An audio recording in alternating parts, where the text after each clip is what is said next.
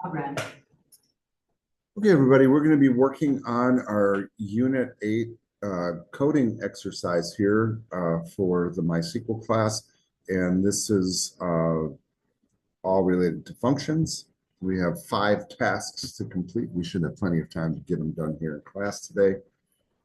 All right, let's just make sure that we are working with the My Guitar Shop database. So I'm going to jump over to MySQL here where I have tabs open from last time. So I should probably close these and then start a new SQL file.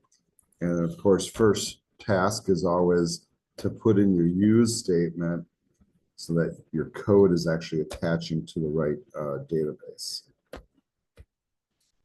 Zoom in a little bit there so you guys can see it. And the run statement, now it looks like we're attached, so we're ready to start coding.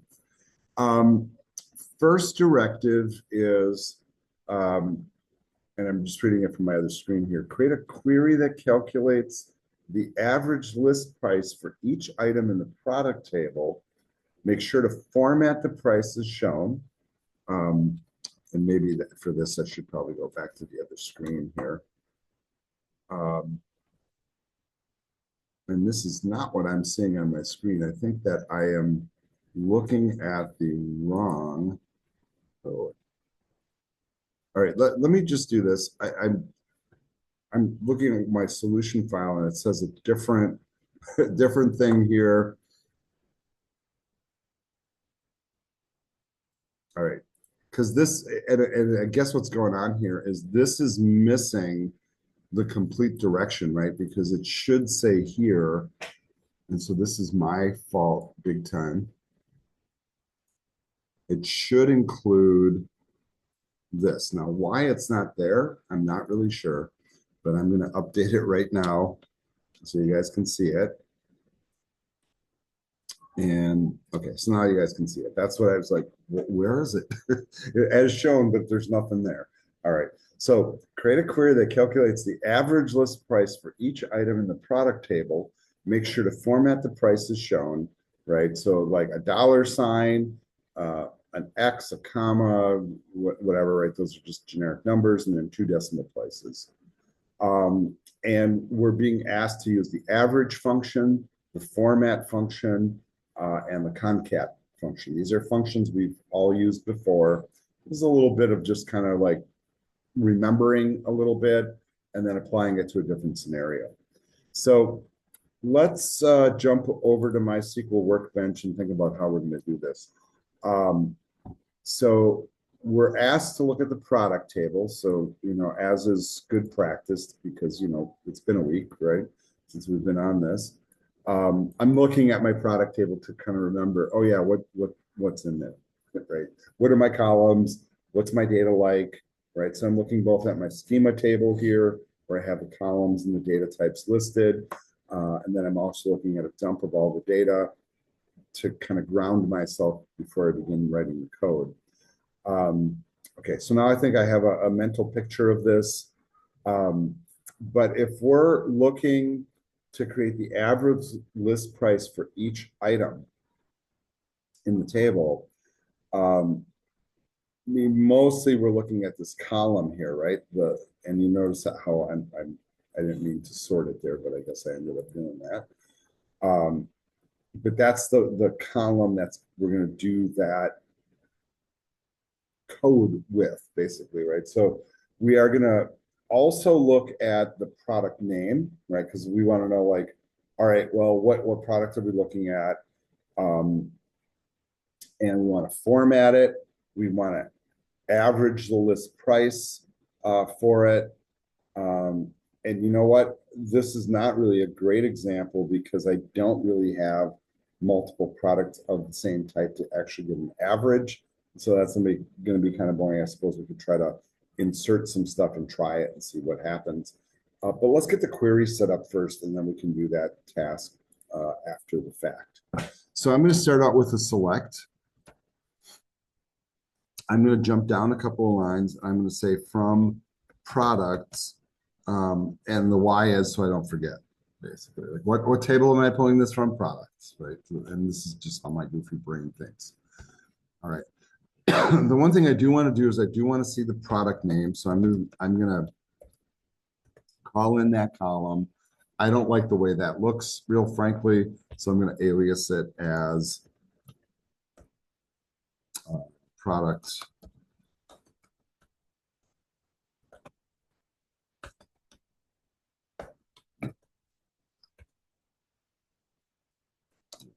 I also want to display the average list price, right? So I want you to think about like how that's all going to kind of piece together. All right. So let me just I'm going to build this from the inside out. Remember I said like when you do like um, a query that contains functions, the innermost function is going to operate first, and then if that's inside of a different function, then that will operate, and then the query will operate and give you your results. Ultimately, I'm going to be averaging the list price. So that's going to be my innermost function, right? I want to format that. So I'm going to wrap a format function around it. And format, if you remember, accepts two parameters. Now, if you don't remember the parameters, this is where you go back to W3 Schools, look it up and go, oh, it's like this. And in fact, why don't we just do that really quick?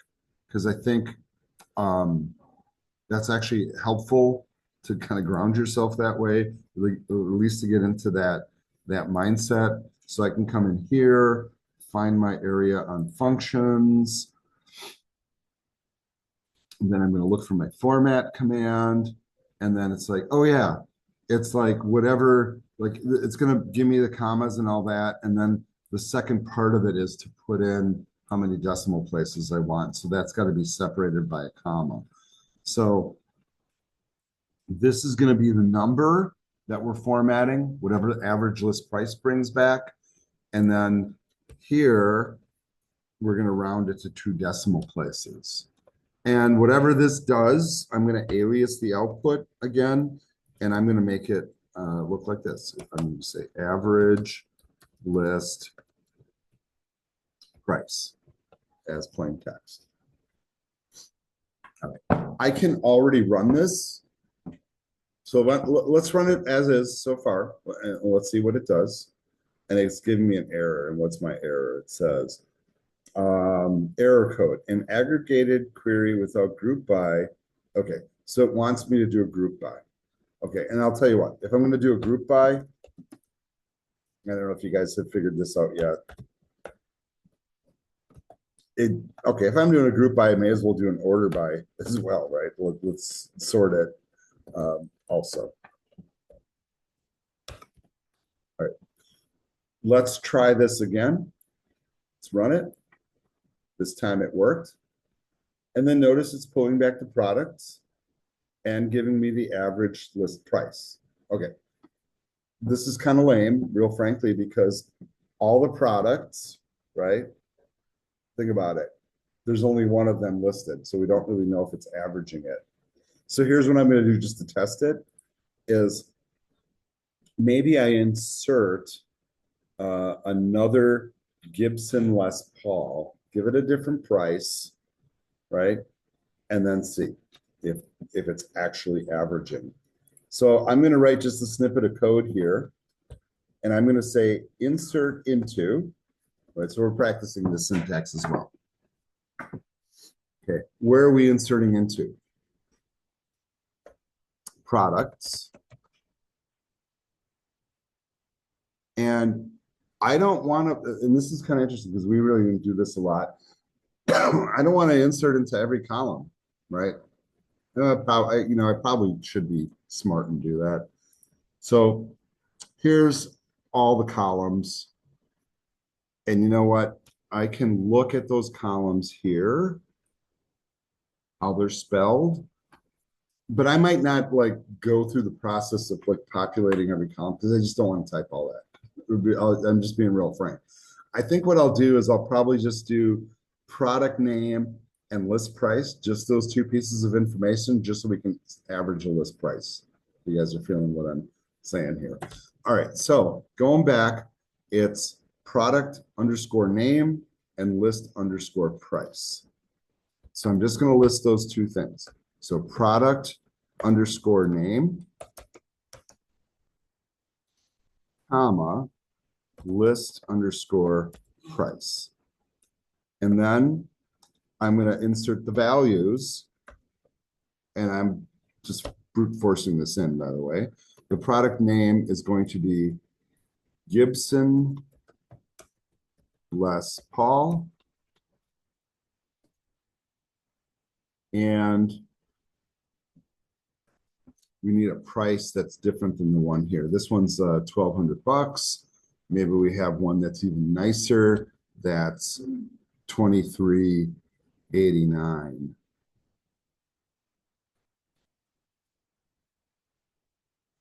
And I'm being silly about this because that seems like a number to me. So maybe it's got to be like this.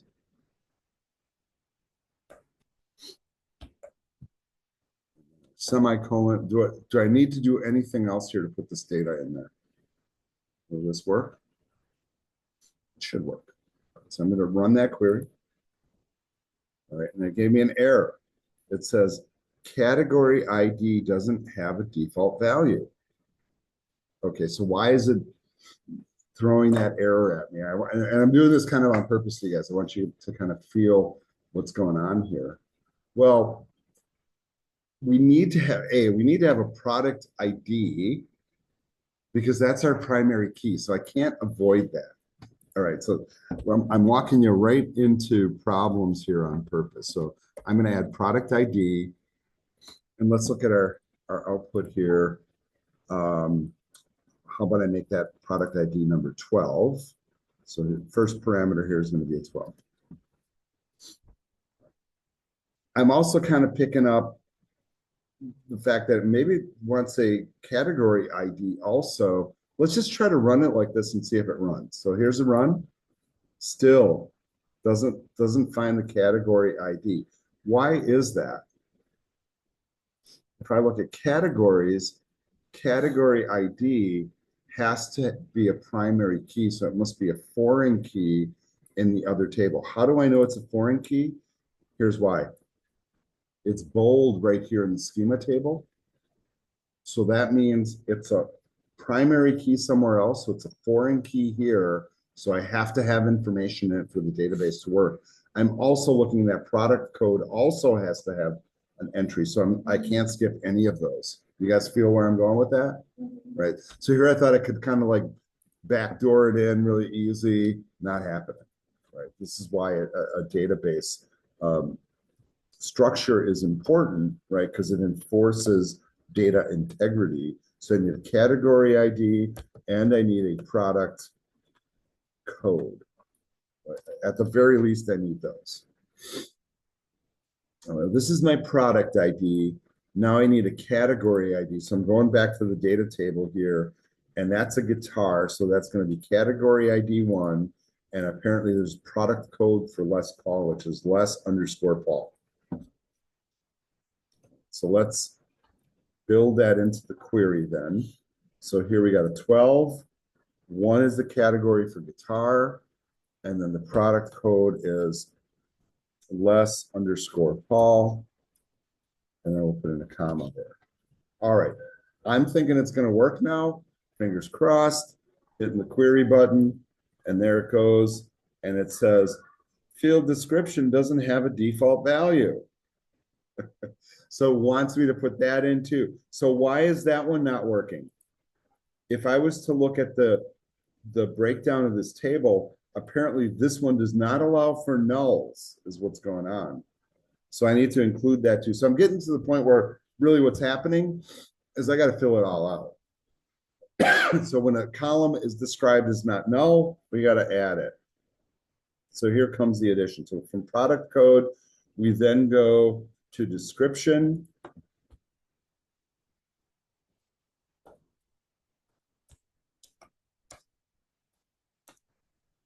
And then, and description really should come after product name.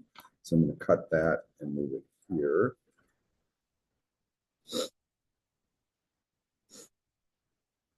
And then I'm going to add a little description here. Um,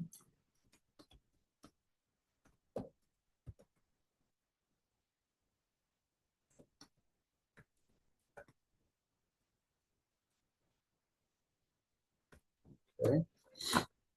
And I'm assuming list price. All right, let's run it again. Let's see if it kicks back again. All right. Um, duplicate entry, Les Paul for, oh, okay. So it does not want me to have duplicates. So I'm going to say Les Paul 2 on this. So let's run it again. All right, so this time it seemed like it worked. I'm going to run this query here again just to see that it got entered, and notice my date added and null notes happened here. All right. So I could add those pieces of information. That's really not my primary concern at the moment, right? All right, it's in, we have a price, we have the stuff we need. Now I can run the other query. Remember, the whole reason I'm doing this is so I can see it's really averaging the price. If one is at like 23.89 and one's at 11.99, was that, I forget what the price was. It should be somewhere in between those two when we get a result for that product. Running it. Oh, okay, I did it again. Sorry, that's not the one I want to run. I want to run the one up here. So I apologize. Now, do you notice with the Gibson Les Paul that now I am getting a price in between? It is giving me the average price of all the Gibson Les Pauls. Right. So the whole point of this is to prove that the averaging is working. All right. Still not quite where we need to be, though. And I don't know if you guys picked up on this, but we still are supposed to add a $ in front of these amounts. So the way I'm going to do that is by doing the concat function, wrapping it around the other two functions, right? And then as the first parameter, I'm going to put in a $ and a comma. This is going to generate the number, all of that. And is there anything else we need to concatenate? Nope, that should do it. That should give us the output we're looking for. So we're going to run it again. There we go. And now it's adding the $ in front. Right. And you can tweak this to your heart's content. You can go in and add the other data if you wish. That's fine. But this is the first exercise right here. All right, let's look at the next one. Let's go back to the browser here. So the next exercise says use the locate function to find the email domains from each customer's email address. Then use the substring function to extract the domain and display it. So in other words, we're looking to see if we have like unique domain names basically for customers. So like when we talk about domain names on an email address, what are we actually talking about? All right, basically everything after the @ sign is what we're looking for. So like when you're at Gateway and you have your, whatever your student account name is at, and then you have mail.gtc.edu, the mail.gtc.edu is the domain name. That's like the server space basically where your accounts exist.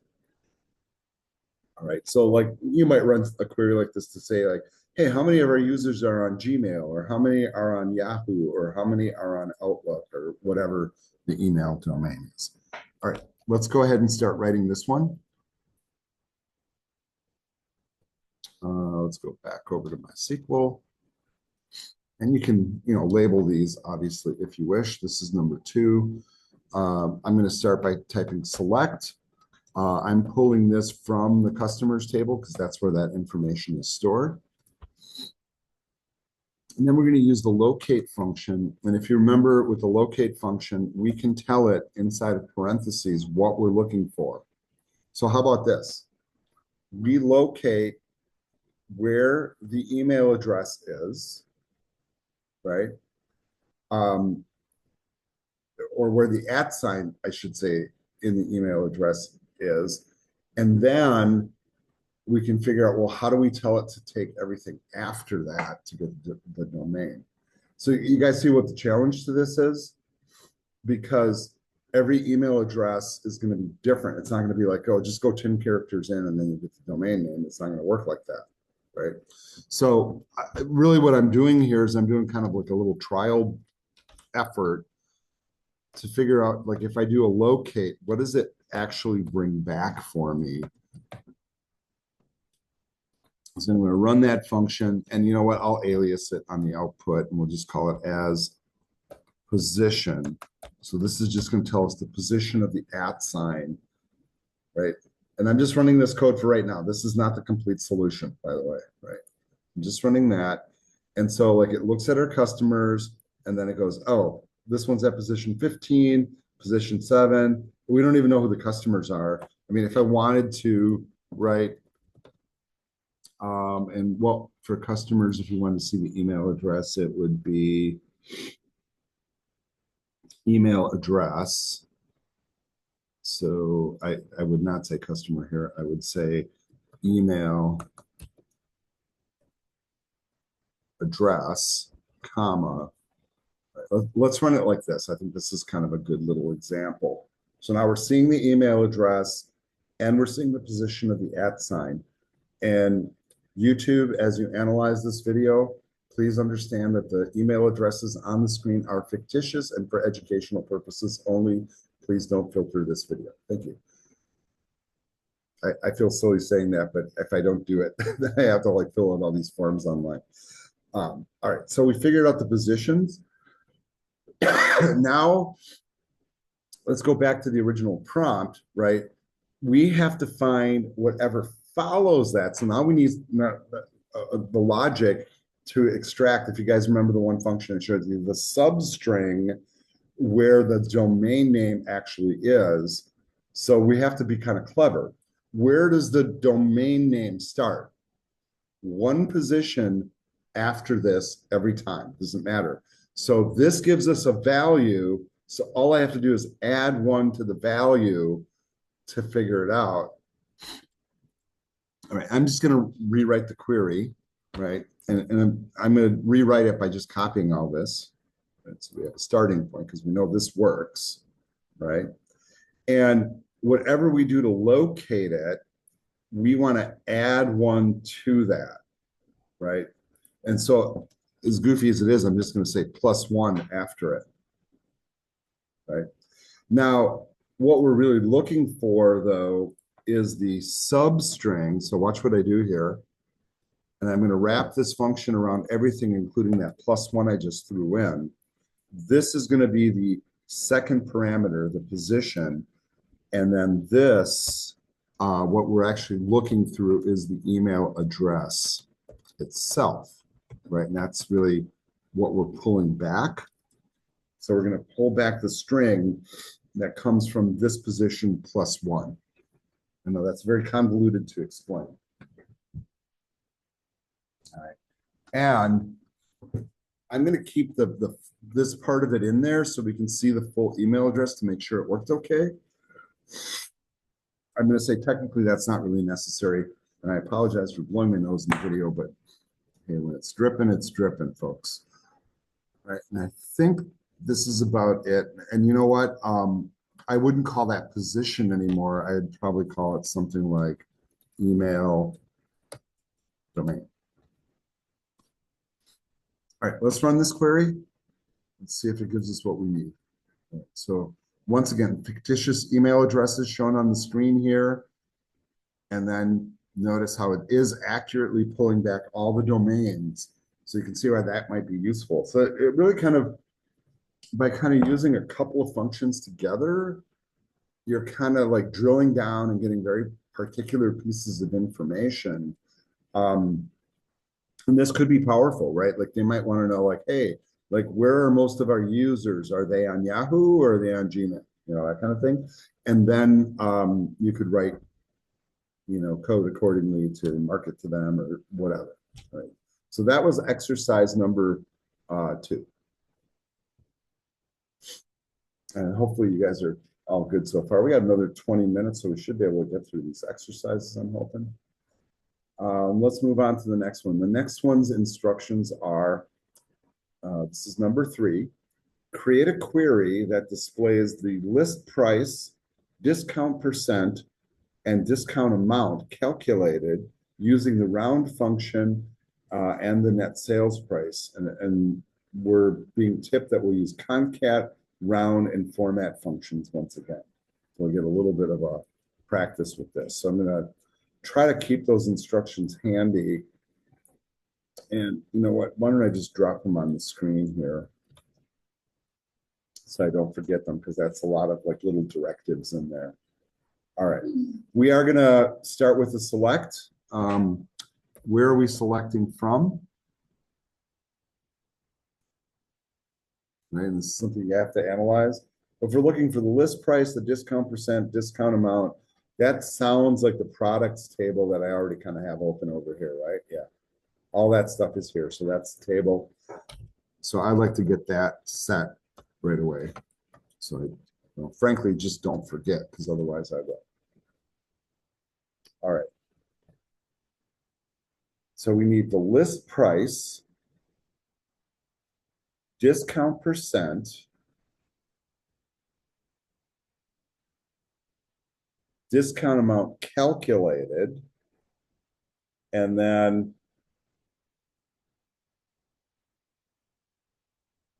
the net sales price. Okay, after the discount is removed. So there's a lot going on here, right? So there's going to be 4 statements that we're going to create in the select area.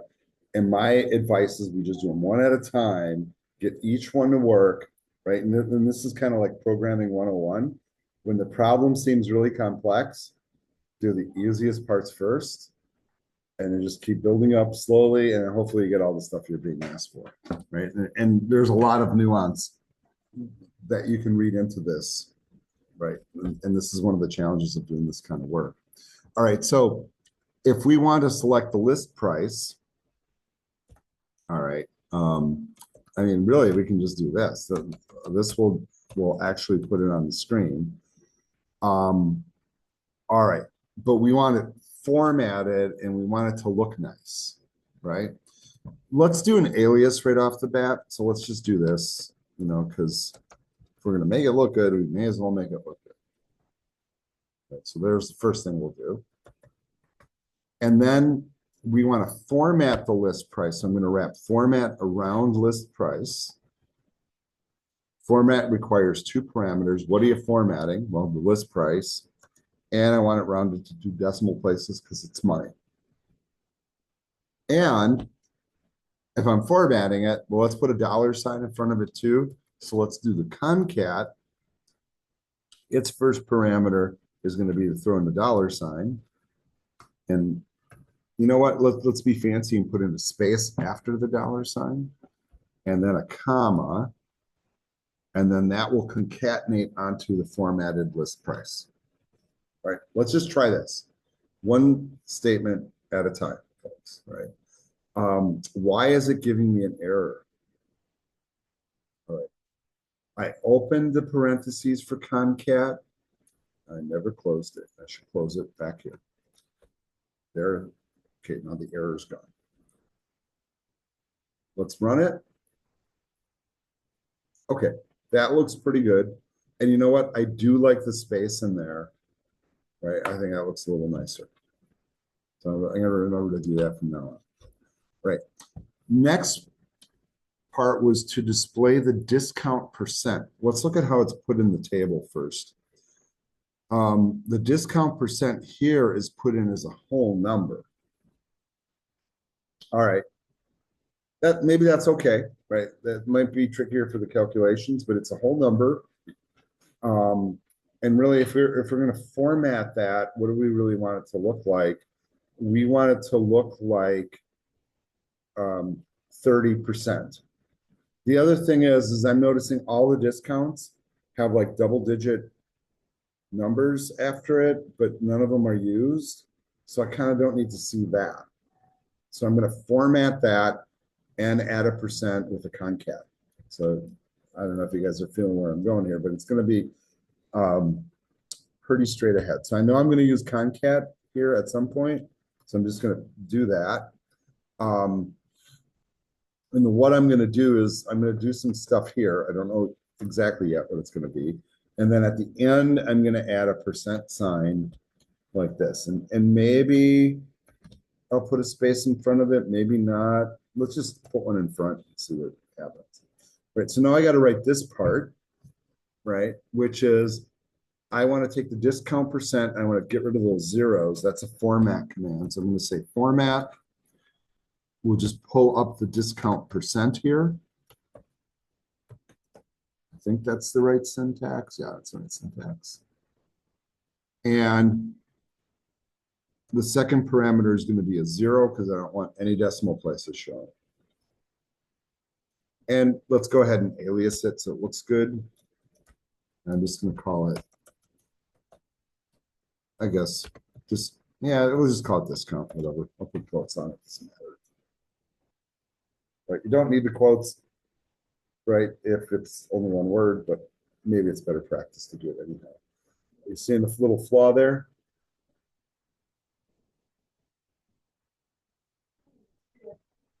No, I think I'm okay. All right, let's go ahead and run this. See if it works. All right, that's kind of okay-ish, right? It's not like super, but do you like the percent sign all the way removed, or would it be better touching? I'm on the fence. You know what? I'm just going to leave it like that. Okay. The next thing is they actually want us to calculate the discount amount. So it says, okay, we got the list price, the discount percent, the discount amount calculated using the round function. All right, so we gotta do all that. So next line, we'll add a comma here. I guess we have to figure out how do you calculate the discount amount? We should do that first. All right.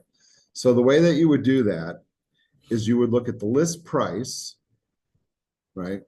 I would multiply it against the discount, right? But this is expressed in a whole number, and really we need to convert it. We got to move the decimal place like over to, like it's supposed to really be 0.3. So the way I would do that is multiply that by 0.01. Okay, so I just gave you the formula right there. So to calculate the discount amount, it's the list price times the discount percent times 0.01 to move the decimal place over and give me the correct value. That's going to give us an output. Let's alias it right away and just say as discount amount. So this is actually the amount that the price is going to be reduced by, not what you're totally going to pay. That's the next thing we're going to do. All right. This needs to be rounded to 2 decimal places, right? Because we're working with percentages here. It might break it. So we're going to round, put parentheses on both ends of this whole expression. Then we're going to add another parameter, which is how many decimal places? 2 decimal places. And then this is money, right? So we're going to concatenate that $sign onto it. I'm just going to borrow it from up here, but I'm going to remember to add one more parenthesis at the end.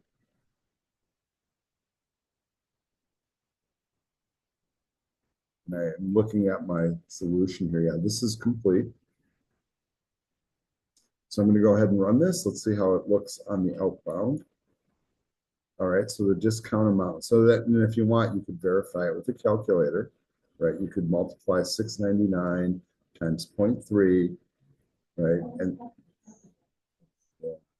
that's what should show.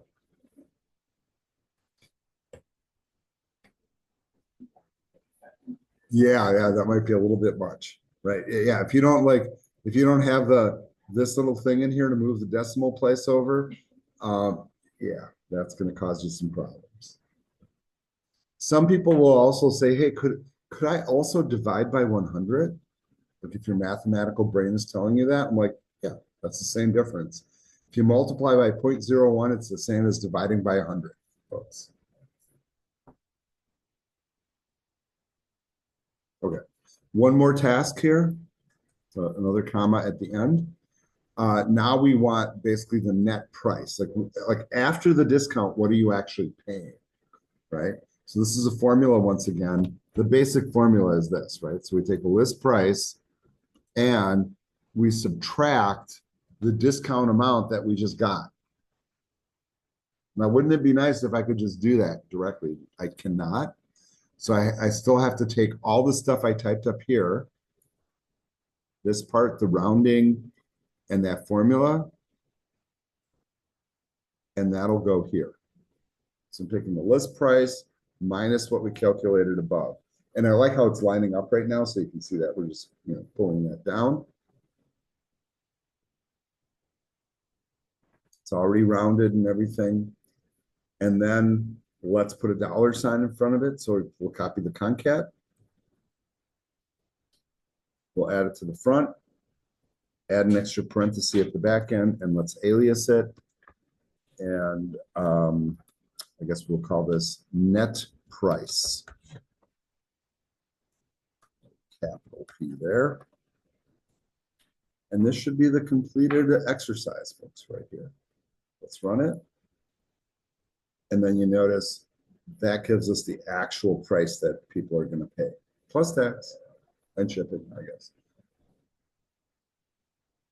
And then, of course, you can verify it. You can just take the discount amount, subtract it from the list price, and see if the calculation is correct. Do your numbers jive? Hopefully. But you can see why this one's useful, right? Like you can do all these calculations, make it look good. And once again, putting it on an app or a website or whatever, it's all set to go through the screen.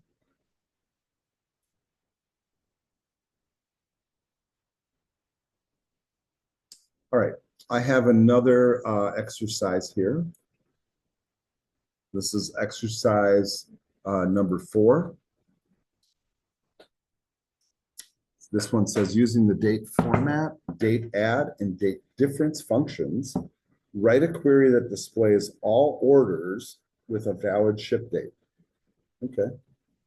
Display the following: order ID, order date, approximate ship date, actual ship date, and the number of days it took to ship. I think this is kind of an interesting little problem here. Once again, we should handle these one at a time. Where are we selecting this from? Yep, that's going to come from the orders table. That's correct. And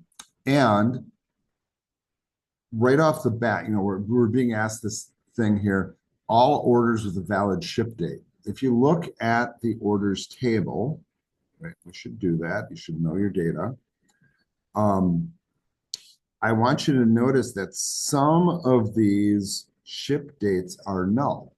So we could exclude those right here in the query. So I'm going to write this in right now, where the ship date is not null.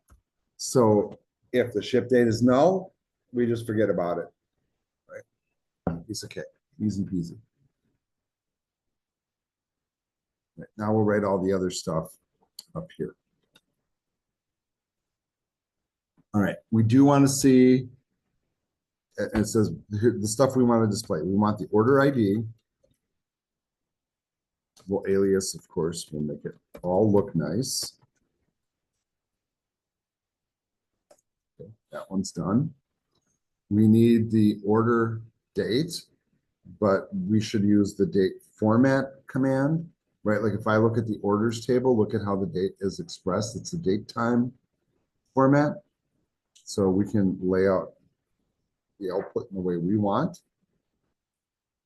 So this, for example, we'll use the date format function, like so. And then inside here, what are we formatting? Well, the order date. So just, that's hard-coded in there. And then we'll display what format do we want it in. And what we'll do is this.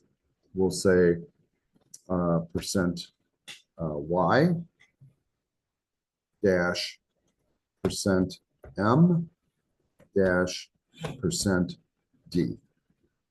Right. And if you want to get fancy and have it say like January or all that, go for it. That's on you. Now I'm going to just run these two pieces right now, and I will alias this right away because I want to look at the output of what this does. Running it. You notice I use the lowercase y? Yeah, isn't that weird? It's just giving me the two last digits of the year. That's one of those nuances in the date table. If I want like the whole year, I have to use a capital Y. This is why I ran the code right now, by the way. Right, there you go. Better? I'm not sure, right? It depends on what you're going for. I'm just showing you that there's nuances, right? And for example, if I change the M to a capital M, would that change the output? Yeah, like wow.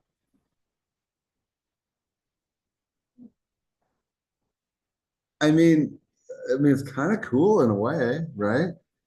And then like, what if I made the D a capital D?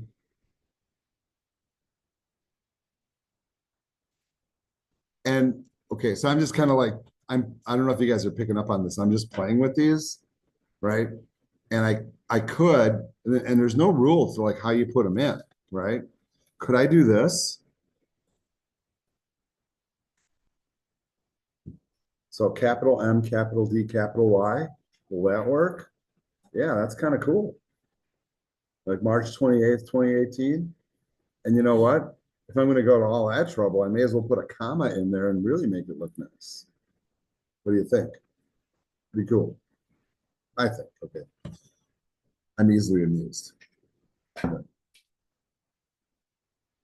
this is kind of some of the stuff you can do. Why would you do this? Because you're putting it back on a screen. Somebody's got to look at it. You may as well make it comfortable to look at.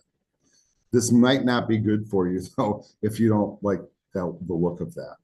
All right, the other thing that we have to do, so we got order ID, order date, approximate ship date, right?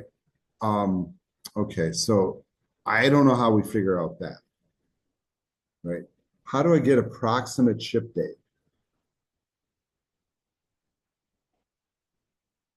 Really, how do I,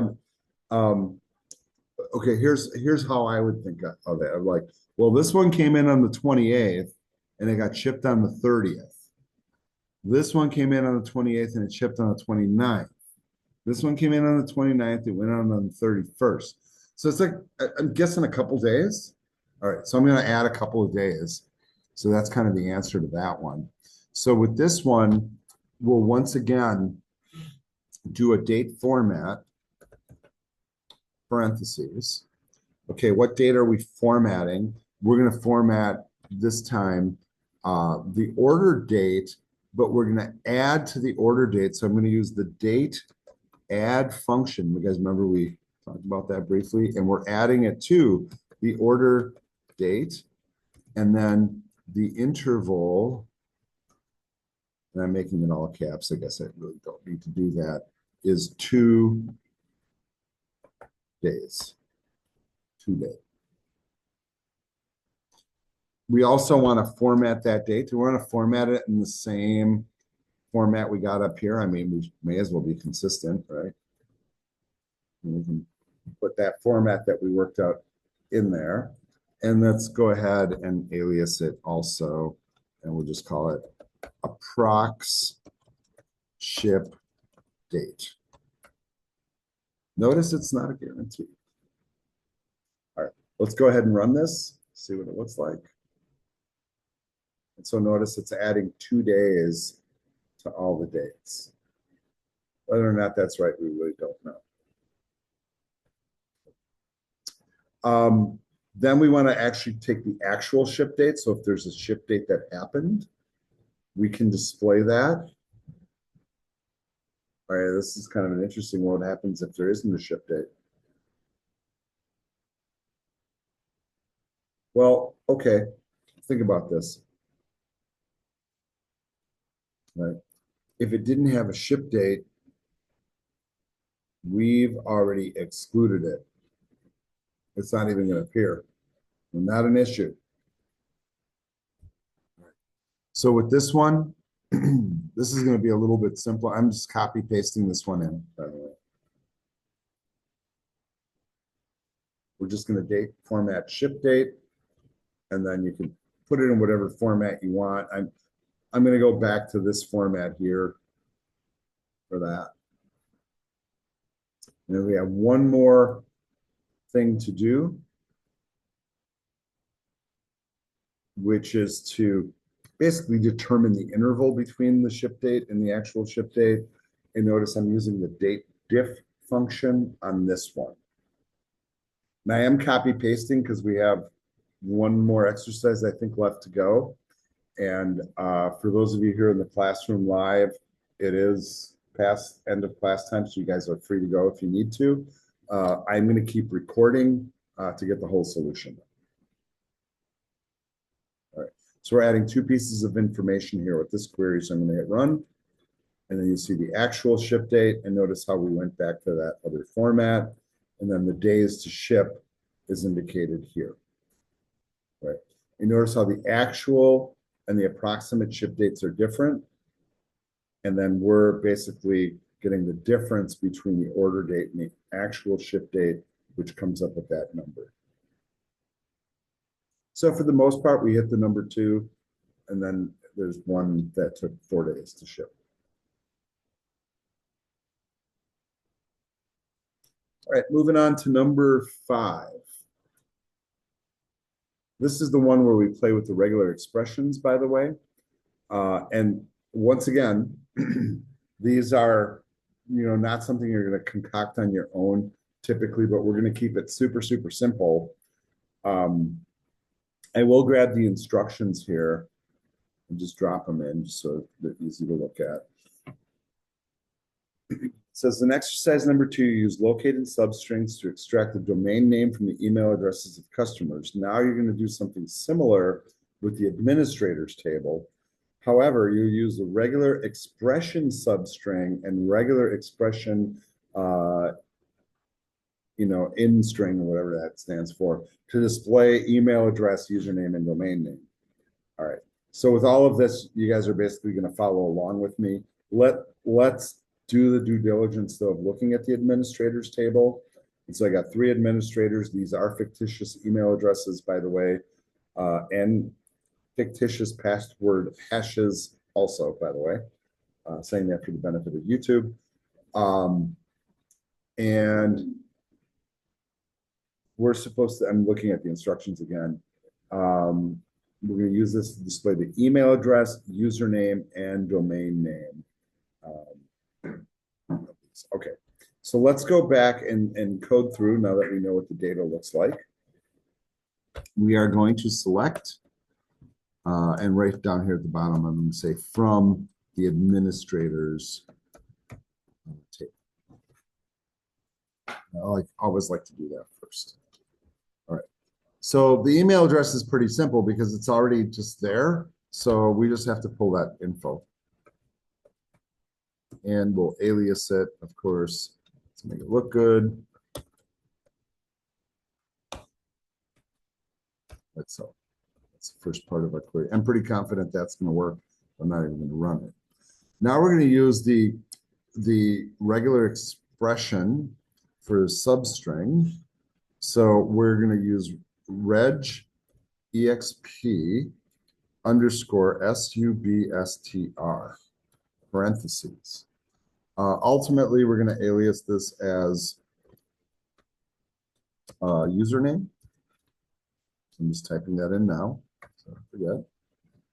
And then inside here, what are we going to process? We're going to look at the email address.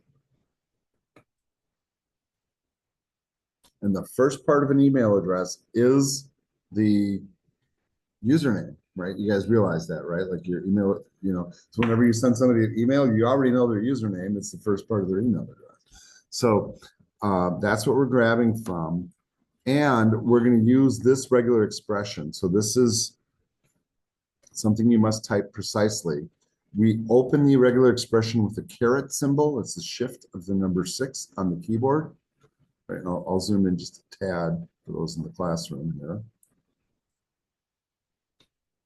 Then we'll use a set of square brackets, and inside there, we will allow any letter from A to Z, and I'm going to have A to Z. So any letter will work, and then we close the expression with an asterisk. And this is really about as simple as a regular expression can get. Just saying any letters are fine. That's what that says, right? But notice the weird syntax. Like we start with a caret and we finish with an asterisk. Why? I don't know. Somebody came up with it, and that's the rule. So let's just run this. I'm going to run this and see what happens. And it gave me an error. The table My Guitar Shop Administrators doesn't exist. Okay, did I spell it wrong? Yes. There you go. Totally spelled wrong. Running it again. All right, now we got a response. And let's do this here. All right, so we got the email addresses. Once again, these are fictitious. And we were able to pull just the username. That was pretty easy. All right. Now we're going to basically copy this expression, at least the first part of it. And we're going to paste it in again. We're still going to be pulling from the email address letters and symbols. But at this point in the regular expression, at the very end of it, like before you get out of that single quote, you need to add a $sign. And this is kind of a regular expression way of saying there's more to come, basically. But at this point, we're looking for basically a string inside of a string. So basically the one that follows the @ sign. And the way that you do that in here is we add a comma here, and then we use the other expression for regular expression, which is reg exp underscore instr. So in the string, basically, is kind of how it reads. Once again, we're reading in the email address, putting in a comma here, and then we're looking for the @ sign in the email address. That will locate that statement inside there. We do need one more parenthesis at the end to close that statement. And then let's go ahead and do an alias, and we'll call it about domain name.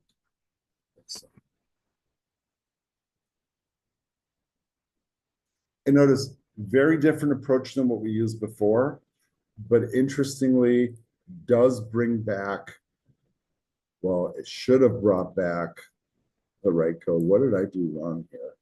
Somewhere I have something broken, so I'm just checking to see.